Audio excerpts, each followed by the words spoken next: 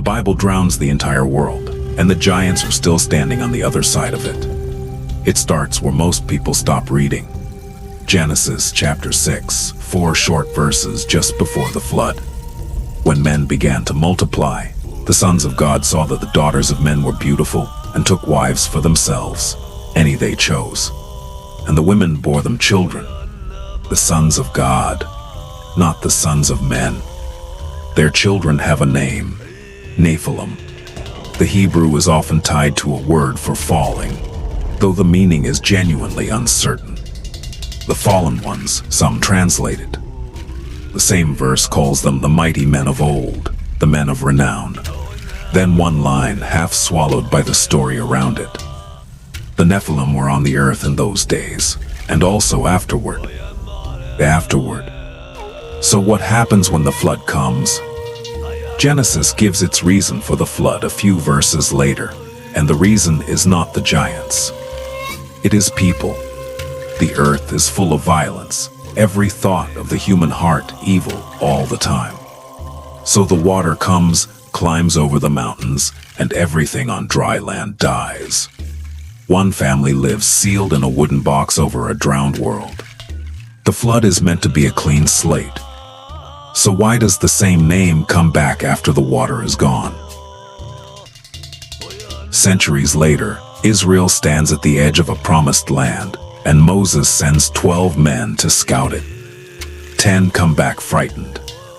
There are giants in the land, they say. The word they use is Nephilim. The sons of Enoch come down from them, and next to them they say, "We felt like grasshoppers." That is a scared report from scouts, not a measurement. But it reaches for the one name the flood was supposed to erase. Deuteronomy adds an object. It calls a king named Og, the last of the Rephaim, an old giant people, and pauses to note his bed. Iron, 9 cubits long, 13 feet, end to end. It never says how tall Og stood. It lets the bed say it. Genesis leaves the knot and never unties it. The giants were here, it says, and also afterward. Then it moves on. So where do you look for the part Genesis refuses to explain? You look in a book Genesis leaves out. The Book of Enoch. The last video on this channel opened it. Enoch is not scripture, and it is not careful. It takes the same 4 verses and blows them open. It names the fathers, a vast company of them, and calls them the Watchers.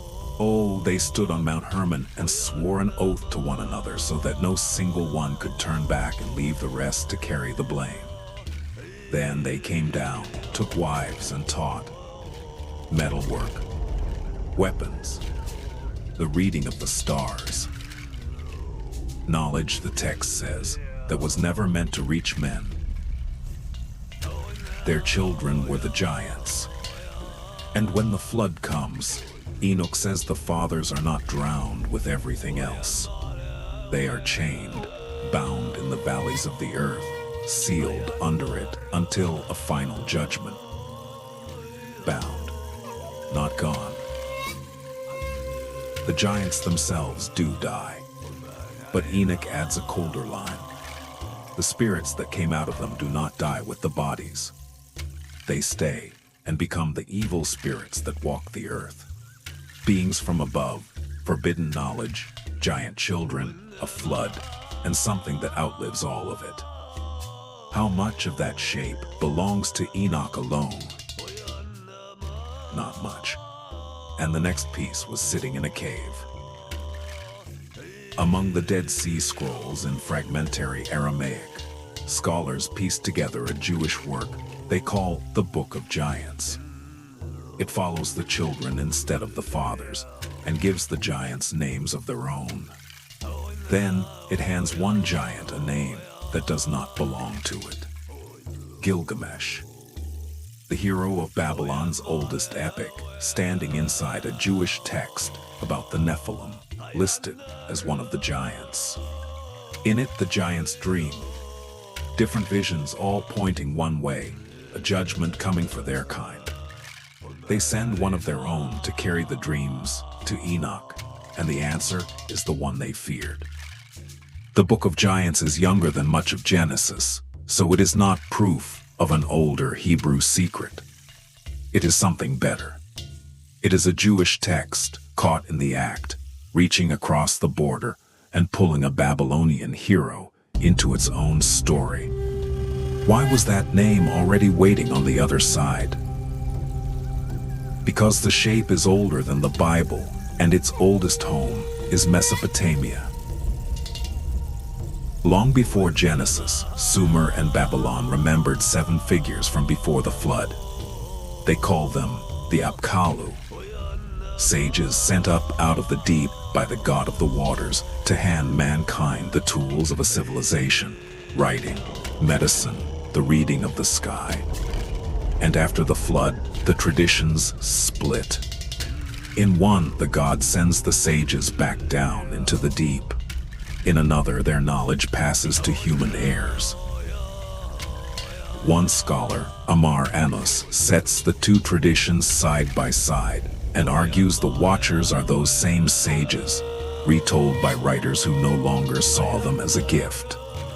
In Babylon, the wise ones who built the world. In Enoch, the criminals who ruined it. Same shape, opposite verdict.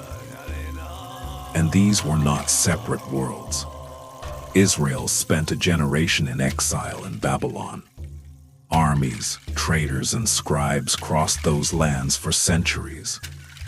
The Jewish writers did not stumble onto the Mesopotamian shape by luck. They knew it.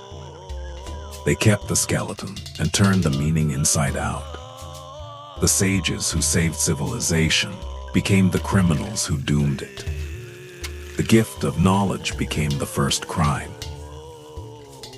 So the real question is not how separate peoples remembered the same event, because they were never separate. It is why the shape was worth keeping at all. Why culture after culture inherited it and could not put it down. And how far it runs back before Babylon into the part of the record that did not survive. The texts do not reach the bottom of it. They keep handing it down, each set of hands sure the last one had the meaning wrong. And no one ever quite says it ended. The giants die, and something from them stays. If a story you were taught to skip turns out to run under half the ancient world, this is the channel that lays the texts side by side and reads the parts that got left out. Subscribe and stay for the next one. The giants go further down than a single flood.